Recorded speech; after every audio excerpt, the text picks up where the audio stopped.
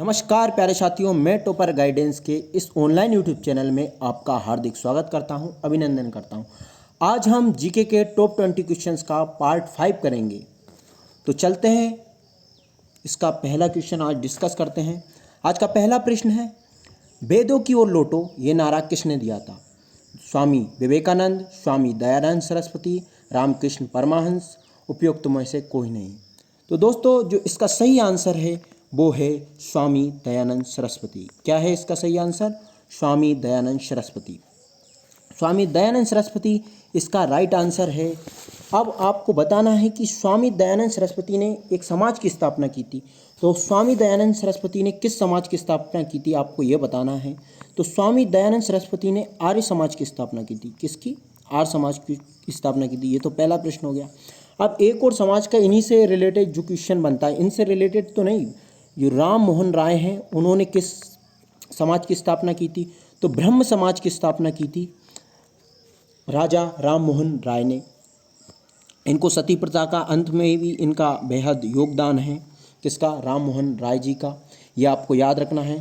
तो इससे जुड़े कुछ महत्वपूर्ण पहले, वैसे स्वामी विवेकानंद को आप सभी जानते हो, रामकृष्ण परमहंस इनके शिष्य स्वामी विवेकानंद जी के गुरु हैं। रामकृष्ण परमहंस जुड़े हैं, ये पश्चिम बंगाल को कोलकाता से जुड़े हुए हैं, आपको याद रखना है।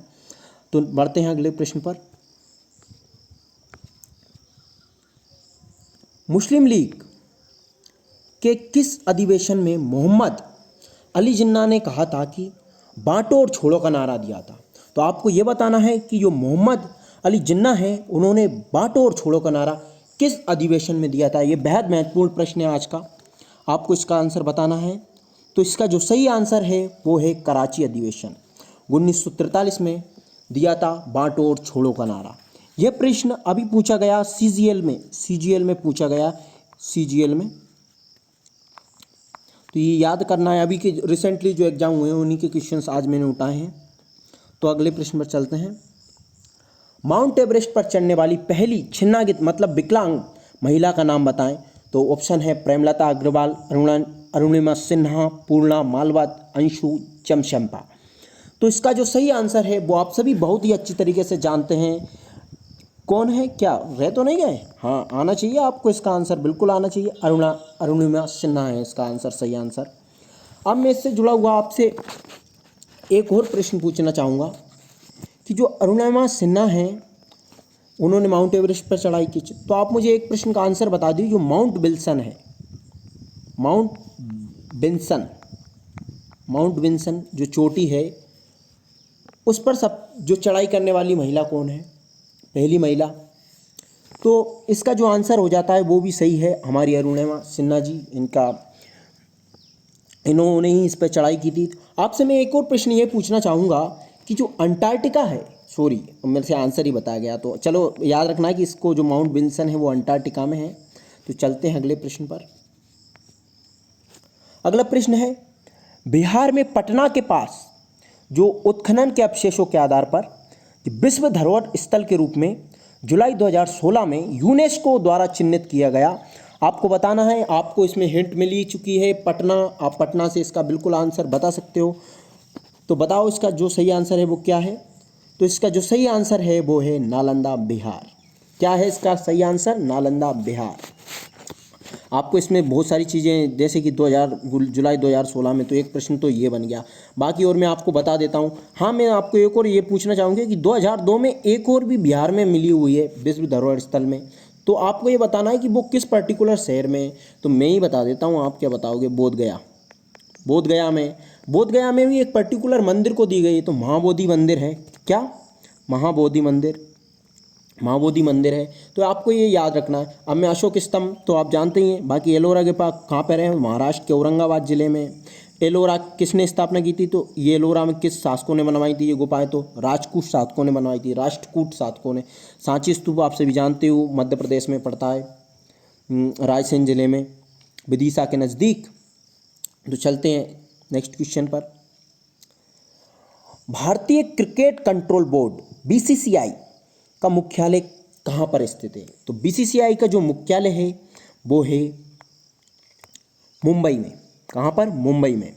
मैं आपसे पूछूंगा कि आईसीसीआई आईसीसी का जो मुख्यालय है वो कहाँ पर है? आईसीसी का मुख्यालय कहाँ पर है? कमेंट बॉक्स में इसका आंसर जरूर बताएं। नेक्स्ट क्वेश्चन है कि निम्न में से क्या लोहे का अयस्क नहीं है? याद रखना मैं क्या पूछ रहा हूँ, क्या लोहे का अयस्क नहीं है? आप ऑप्शन है क्यूपराइट, हेमेटाइट, मैग्नेटाइट, सिडेराइट।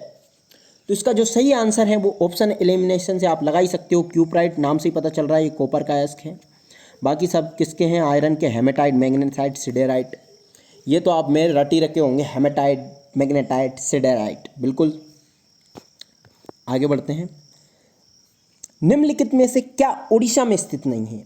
इस जगह मैंने आपसे प्रीवियस जो लेक्चर्स दिए हैं, 4 पार्ट हैं, उनमें ये बोला है कि आपको ऑप्शन एलिमिनेशन सीखना पड़ेगा, बिल्कुल सीखना पड़ेगा। तो इसमें वापस से ऑप्शन एलिमिनेशन लगाते हैं।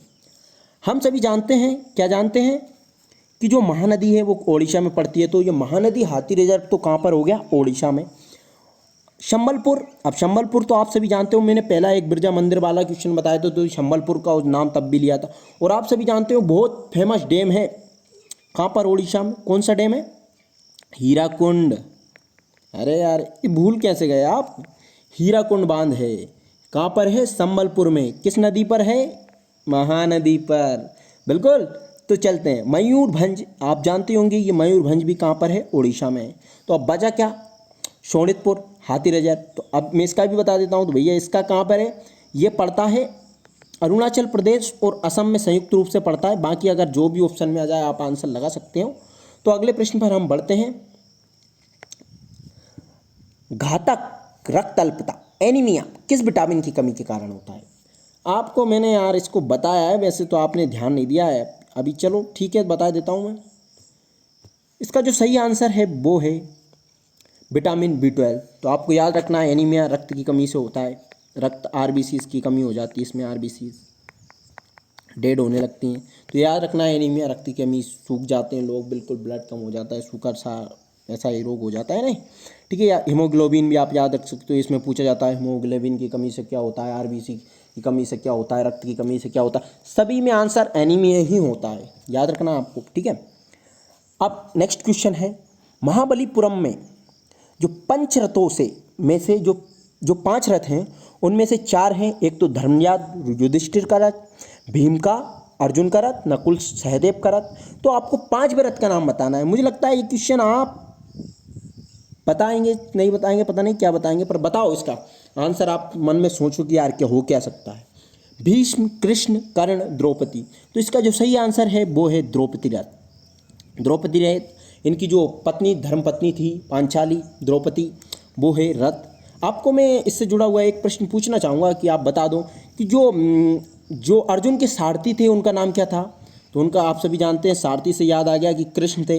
तो आपको एक बौद्ध धर्म में, आपने अगर आप पहले से पढ़ रहे हो तो आपको पता होगा कि जो सारथी है बौद्ध धर्म में, जो महात्मा बुद्ध के जो सारथी थे उनका नाम क्या था? तो उनका नाम था चन्ना मेरे चन्ना मेरे चन्ना था। ये क्वेश्चन पूछा जाता है, बेहद महत्वपूर्ण है। मैंने आपको गाने से इसके लिए बताया कि ताकि आपको ये याद रह जाए। तो चलिए आगे बढ़ते हैं। गोल्डन सिटी के नाम से किसे जाना जाता है? डूंगरपुर, जोधपुर, बूंदी, जैसलमेर। तो दोस्तों इसका जो सही आंसर वो हो जाता है जैसलमेर। जैसलमेर को कहा जाता है गोल्डन सिटी। क्या कहा जाता है? Golden city. जैसलमेर को गोल्डन सिटी कहा जाता है। अब जैसलमेर का अगर नाम आ जाता है तो मुझे इससे एक चीज़ तो याद आ ही जाती है कि भैया रेगिस्तानी इलाका है और यहाँ पर पड़ता है पोखरन। क्या पड़ता है? पोखरन।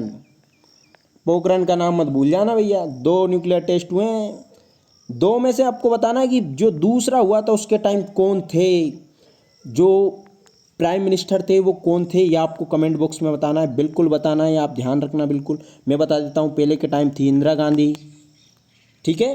जैसलमेर, अब जैसलमेर में जो सेडिमेंट होते हैं मिट्टी, वो क्या है, जो रंग होता है, मतलब धूप पड़ती है, हल्की हल्की सी धूप पड़ती है तो गोल्डन कलर का दिखाता है, इसलिए इसे गोल्डन सिटी कहा जाता है।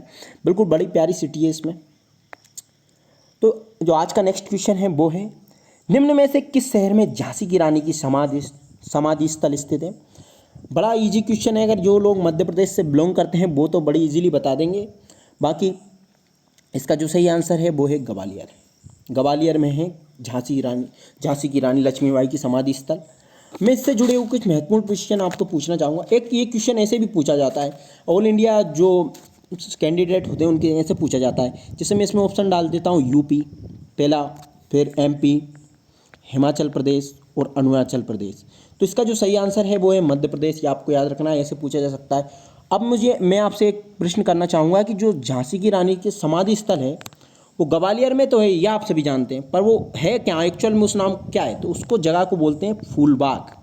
फूलबाग याद रखना। मैं आपसे बोला है जब भी आप मेरी वीडियोस को देखें तो एक अलग से एक कॉपी उठा लिया करें और उसमें ये नोट कर लिया करें, कुछ एक्स्ट्रा पॉइंट बताते हैं क्या है आपके मन में। अगर आप लिख लोगे तो आप कभी नहीं भूलते, जो भी चीज़ आप लिख लेते हैं वो आप कभी नहीं भूलते।